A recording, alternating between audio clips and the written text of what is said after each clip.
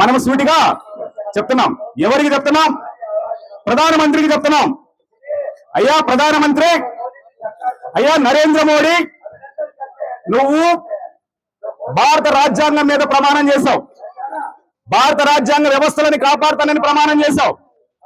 ఈ భారతదేశంలో కులాలకి, మతాలకి, వర్గాలకు అతీతంగా అంతఃకరణ శుద్ధితో ఈ దేశాన్ని పరిపాలిస్తానని చెప్పి ప్రమాణం చేశావు.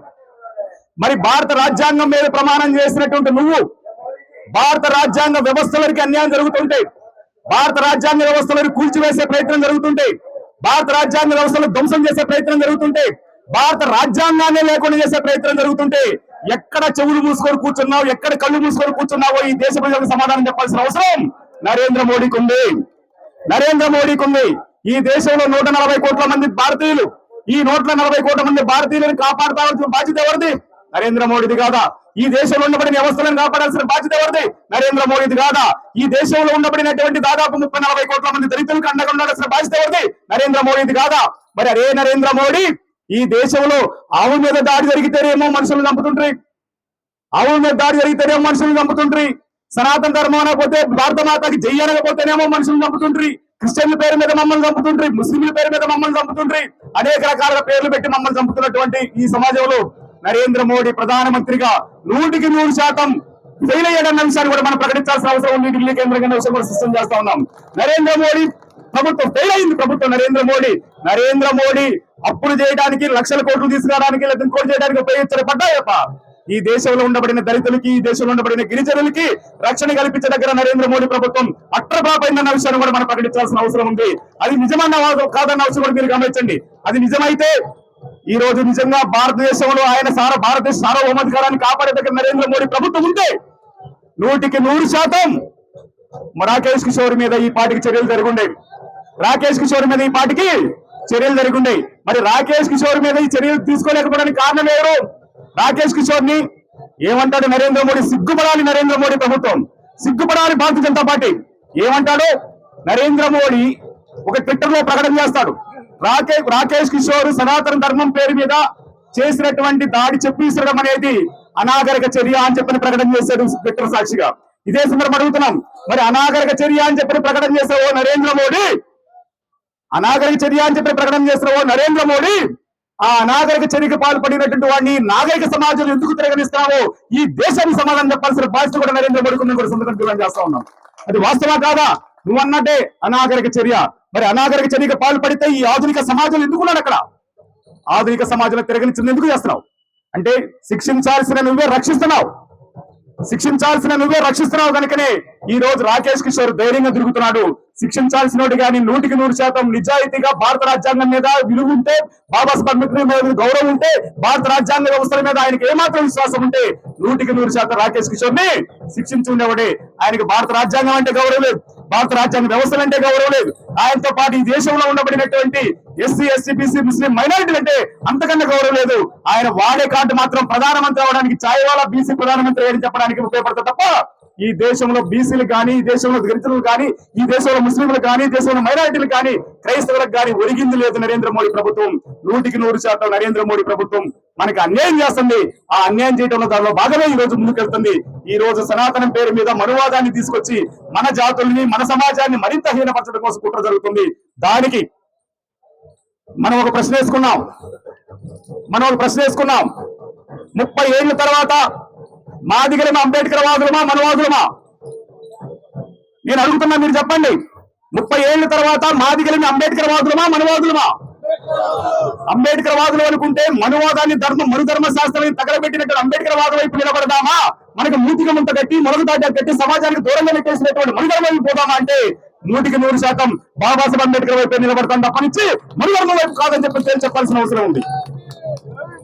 మాస్కులు పెట్టుకొని, మభ్య పెట్టి, మనసులో ఒకటి పెట్టుకొని సామెతలాగా వ్యవహరించాల్సిన అవసరం మనకు లేదు. ఈ రోజు మనం కష్టాలు ఎదుర్కోవచ్చు, బాధలు ఎదుర్కోవచ్చు, ఇబ్బందులు ఎదుర్కోవచ్చు, ఏమన్నా కావచ్చు. కానీ నిజానికి ఎప్పుడు కూడా నేను మీకు ఎప్పుడు చెప్తుంటాను, నిజానికి ఎప్పుడు కష్టమే ఉంటది, నిజానికి ఎప్పుడు ఇబ్బందులే ఉంటాయి. ఆ నిజం నిలబట్టడం కోసం శ్రమించాల్సిన బాధ్యత మన మీద ఉంది. లేకపోతే ఈ దేశంలో అంబేద్కర్ వాదమే లేకుండా పోయే ప్రమాదము కనబడుతుంది. కనుక ఈ దేశంలో ఉండబడినటువంటి అంబేద్కర్ వాదాన్ని కాపాడుకోవడానికి మనం ముందుకు రావాల్సిన అవసరం ఉందని చెప్పని 100% నిగ్గు తేల్చడం కోసమే ఈ ఢిల్లీ గడ్డ మీదకి వచ్చామన్న విషయం కూడా మర్చిపోతుందని చెప్పి కోరుతా ఉన్నాం. కాదంటారా? కాదంటారా? నిన్న తమ్ముడు చెప్పాడు, నాకు ఆలోచన కూడా రాలా. గురు చెప్పాడు, ఈడ పెట్టుకొని గవాయి మాస్క్ ముఖానికి ఉంది, గవాయి మాస్క్ ముఖానికి ఉంది.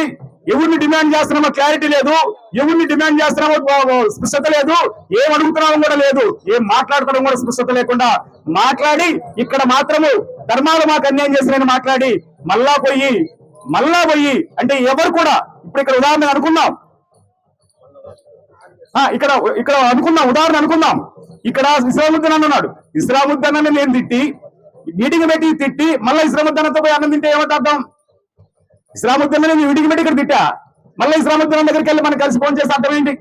అంటే ఈ సమాజాన్ని ఎటువైపు ఎటు తీసుకెళ్తున్నారో సమాజం గమనించుకోవాల్సిన అవసరం ఉందని చెప్పి స్పష్టం చేస్తూ, అన్నా మేము అంబేద్కర్ వాదం వైపు నిలబడుతున్నాం, అంబేద్కర్ వాదాన్ని ముందుకు తీసుకెళ్ళడం నిలబడుతున్నాం, లౌకిక రాజ్యం వైపు నిలబడుతున్నాం, లౌకిక శక్తులుగా నిలబడుతున్నాం.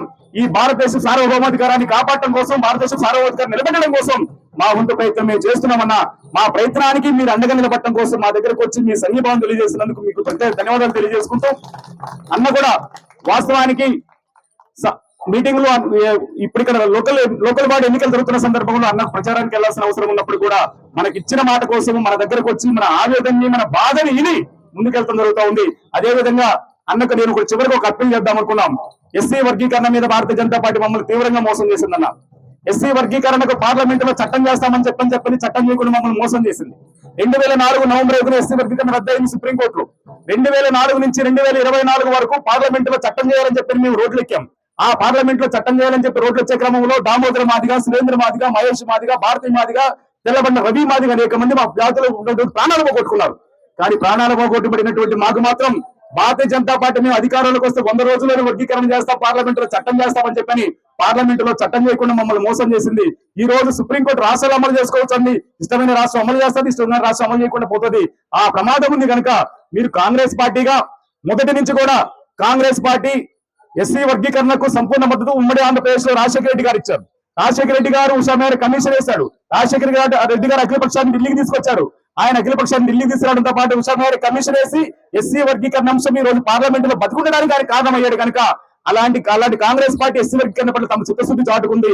ఎన్నికల మేనిఫెస్టోలో కూడా వర్గీకరణ కట్టుబడున్నామని చెప్పిన భారతీయ జనతా పార్టీ ఉంది కనుక ఎస్సీ వర్గీకరణకు పార్లమెంట్ లో చట్టం చేసే విధంగా, ఒక శాశ్వత పరిష్కారం చూపించే విధంగా మీ వంతు పాత్ర కూడా మీరు పోషించాలని చెప్పి సవినయంగా కోరుకుంటూ, ఈ భారతదేశంలో లౌకికవాదాన్ని కాపాడటం కోసం కాంగ్రెస్ పార్టీ ఏదైతే ముందుకెళ్తుందో ఆ లౌకికవాదాన్ని, అంబేద్కర్ వాదాన్ని నిలబెట్టడం కోసం భారత రాజ్యాంగాన్ని చేతపట్టుకొని ముందుకు నడుతున్న రాహుల్ గాంధీ ఎవరైతున్నారో ఆ రాహుల్ గాంధీ గారికి ఏదే విధంగా మేము సంపూర్ణంగా అంబేద్కర్ వాదులంగా భారత రాజ్యాంగాన్ని కాపాడుకునే వాళ్ళంగా, భారత రాజ్యాంగాన్ని రక్షించుకోవాలని కోరుకునే వాళ్ళంగా మేము కూడా ఆయన రాజ్యాంగాన్ని చేతపట్టి ముందుకు వెళ్తున్న సందర్భంలో మా వంతు ప్రయత్నంగా మేము కూడా ఆయనతో కలిసి నడవడానికి సిద్ధపడతామని కూడా సందర్భంగా తెలియజేసుకుంటూ, మా సమస్యను పరిష్కరించడం కోసం మీ వంతు ప్రయత్నం మీరు చేయాలని చెప్పి మనస్ఫూర్తిగా కోరుకుంటూ, మాకు సమయం ఇచ్చి మీ సమయాన్ని మాకు ఇచ్చి మా కార్యక్రమానికి వచ్చి సంఘీభావం తెలియజేసి మాకు మద్దతు తెలిపినందుకు మరొకసారి మాదిగ రిజర్వేషన్ పోరాట సమితి పక్షాన, అదేవిధంగా రెండు తెలుగు రాష్ట్రాల పక్షాన సవినయంగా మీకు స్వాగతం పలుకుతూ, మా సమస్యలని, మా బాధల్ని మీరు ప్రతిపక్షంగా మీరు గొంతెత్తి పార్లమెంట్ నిర్వహించాలని చెప్పి మనస్ఫూర్తిగా కోరుకుంటూ సెలవు తీసుకుంటా ఉన్నాను.